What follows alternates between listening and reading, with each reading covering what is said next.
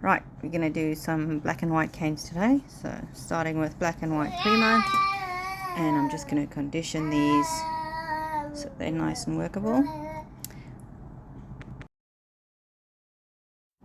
I need to turn this white, I'm going to turn it into a little short fat log. So I want to make sure that it's the same thickness from left to right, and I'm just using my little coaster, making sure it's equal and that the top and the bottom is flat. Right, I chop this in half. One half will be our flowers and the other half will be the leaf. So I'm going to start with the flower, and we're going to chop this circle into 3. They don't have to be equal-ish. There we go. And then this one would be the leaf, and this one's going to be chopped into 4 sections. 4 or 5 sections. Okay, now we need some black. I'm going to run it through our little pasta machine to get a nice thin sheet. The thinner you make this, the crisper the lines will be. If you want to make it really chunky, make these lines thicker. So, right, we're just going to put this black into where these little cuts are made on both of these canes. So I'm just cutting out around the white so that the it's just easier to cut it out like this for me. Do it however you find it most convenient. Right. So now once these are cut out, I can lift the black away and then lift each individual piece, and I will reassemble my cane. So that's it. I'm going to repeat the process for every cut that we've made in this leaf. Okay, so 2 more to go. Okay, so I just did that off camera, and there we go. This should be all of them, and I'll just reconstruct my little cane here. There we go. And there we go. Now it looks a bit stripy, but that's perfect. I just want to make sure that I line this up fairly close to what it was before we cut it. Now the flower petal is slightly different, and in fact I know I've done them straight up and down lines here, but if you do it at an angle it actually looks better. Anyway, so we're going to just mark a little groove in the middle section, not quite in the, about 1/3 of the way up from the bottom, and I want to try and make this groove in the same part of this, so you can see little divots on each side of this segment, the middle segment. And we're going to roll out some black clay and make a snake to fill in that little gap. The reason for that little groove is to keep this circular shape of this little dot that we want to put in there. If we were to just put it in without that groove and then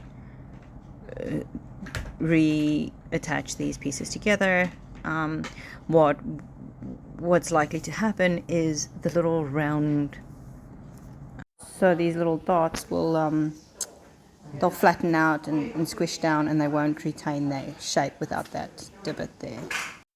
Right, so now that we've got those little dots in there, we're just going to add lines the same as we did with the first cane, but this time we don't want them the whole length of it. I just want it from where that little dot has been popped in down to the bottom of our petal. So I'm just going to do the same thing on both sides, and then so you can see it's not completely covering that little dot. So I want the dot to be on top of the on top of the line. Right, so now I just want to make sure that there's a tiny bit of separation between the black stripe and the black dot. So I'm just gonna put in a teeny tiny little very skinny black white snake on top of the line, and I'll do the same on both sides. As you can see, I'm rolling this out really rather thin so that it's not, you won't really notice it, but if it's not there you would, like the dot might blend into the stripe, so just a precaution. Okay, so this little snake was not quite long enough, so I'm just, instead of re-rolling the whole thing, I'll just find another piece. Bee. So that was my little daughter just playing with a bee next to me here. So I'm just going to complete this little white snake here, and then we'll put another thicker snake. There we go, there's both of them done.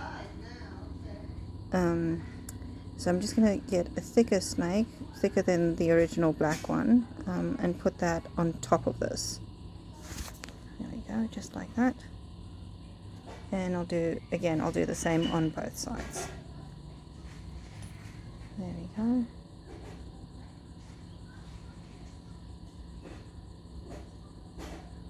And on the other side as well.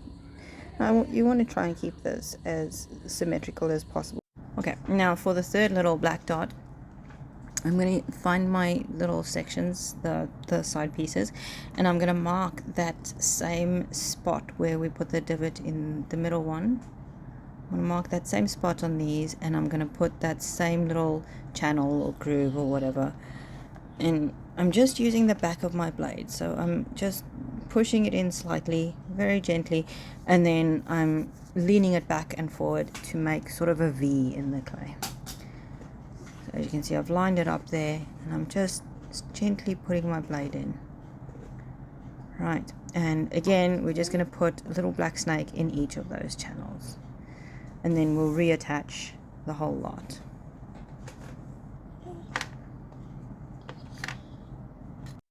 There we go. There are my two little stripy canes. So the next thing I want to do is take this leaf cane, and at about a 45-degree angle to those lines, I want to chop it. So I don't want it perpendicular, I want it sort of offset. So this will be our leaf.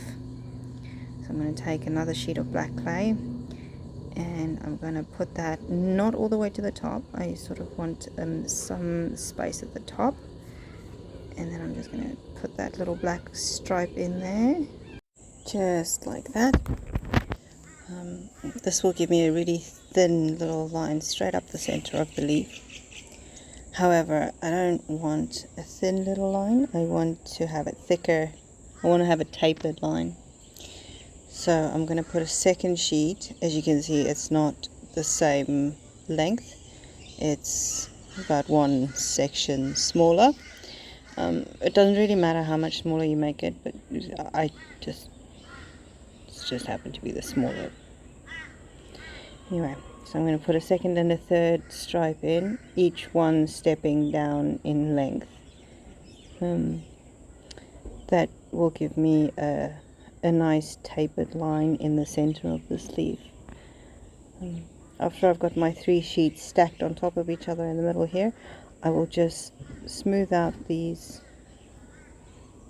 straight edges so that it doesn't have the steps in them as clearly. There you go. Now I will reattach the 2 sides of this cane. Again, I'm flipping this one side so that the lines are no longer straight lines but form this sort of V shape. And then just using my index finger and my thumb, just shaping a leaf,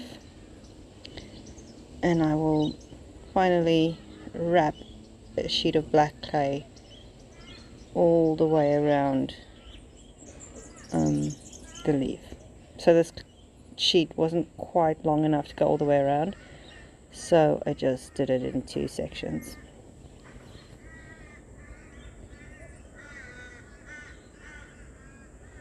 Once I have this cane, oh, you can see here there's some dirty fingerprints from touching black clay in the white clay. Now usually this would be a problem, but seeing as I'm wrapping it in black clay, it's not going to cause any issues, so I'm not worried about it this time. Anyway, putting my sheet of black clay around, and then I can reduce this leaf into the size that I want it to be for when I want to use it. Bit of black. Right, for the flower petals, I'm actually going to take this cane here. I'm going to squish the ends where the lines come out of the petal. I'm going to turn it into a little teardrop shape. And same as with the leaf, I'm just going to wrap it in some black clay, chop off the excess, and then I'm actually going to reduce it a little bit more and then chop it in half so we can make 2 different flower petals out of this one base shape. Here we go. Let's chop this in half. Now one half I will just reduce as is. So we're just gonna squish it and stretch it from all sides equally, so you don't want to stretch or squish one side quicker or harder than the other. Once that's reduced, I'm going to chop this into 5 equal pieces and arrange them in a little circle, and that will give me my first little doodle flower. Okay. So what I was saying about reducing is I'm just using my fingers to squish, and you can see that I keep turning the cane one way and then back again and squishing it down and checking from both sides, making sure that it retains its shape, so it remains in that leaf shape even though it is getting longer. For the second flower petal, I'm going to use that base shape that we had, the second half of that flower cane, and I'm just going to put 2 little divots in the top of it. I've used an acrylic rod, but you can use anything. You can use a pen or any round cylindrical shape. Even the side of your desk would work. And then I'm just going to fill in those with little flattened pieces of black. So little black snakes. I'm going to do the same for both of those divots. And this will give me a different shape to my flower petal. So now when I reduce this down, I will have a slightly different shape flower petal. So chop this off, and there you go. You can see it's sort of got this 3 curves at the top rather than just one smooth curve. This time I'm going to separate it into 7 segments rather than 5. And again, just arrange them in a circle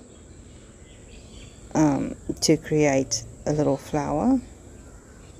However, this time you can see there's a tiny little space in the middle. I could just squish those all together, but you risk potentially morphing the shape of some of the petals more than others. So instead, I'm just adding a little tiny snake of black in the middle to serve as a center for this little doodle flower. Right, the very final step we have to do with these flowers is to backfill these negative spaces. And because the background that we're using here for the majority of this has been black, I'm just going to continue using black. For some other canes, typically I would use a translucent or whatever other background color is necessary. Anyway, so as you can see, those little shapes in between the flower petals is a bit of a triangle. If you pinch your thumb and forefinger together, you can see that makes that same shape. Your fingers make that same shape. So what I'm doing is I've put a snake down on my table, I've squished it flat onto the desk, and I'm just using my thumb and my forefinger to pinch that clay into a triangle that fits beautifully into this space. I'm going to repeat the process for all 5 of the little spaces. The reason we do the backfilling is just so that it's simpler to reduce this cane. I'm going to do the same for this one. If you don't have this, then the flower petals won't retain the shape that we gave them. They will flatten out to fill that empty space when you turn it into a circle and reduce it. So we've got to put something in there if we want it to remain in the shape that it is. I don't know how to explain it. I don't know about you, but I'm getting tired of listening to me speak, so I'm just going to keep quiet for a minute.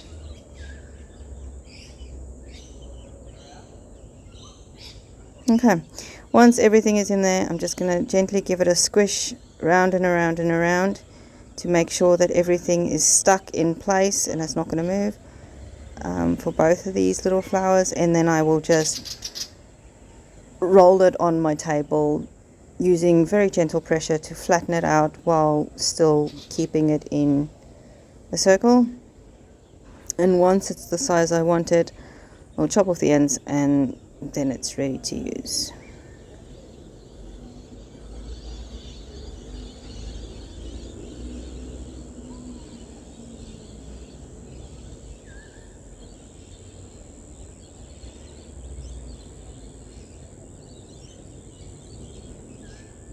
You always want to avoid air pockets, which is why I give it that initial squish together, because if you have air pockets, it tends to distort the clay, or the cane anyway. And there you have it. 3 very simple, very quick doodle canes. 2 flowers and a leaf.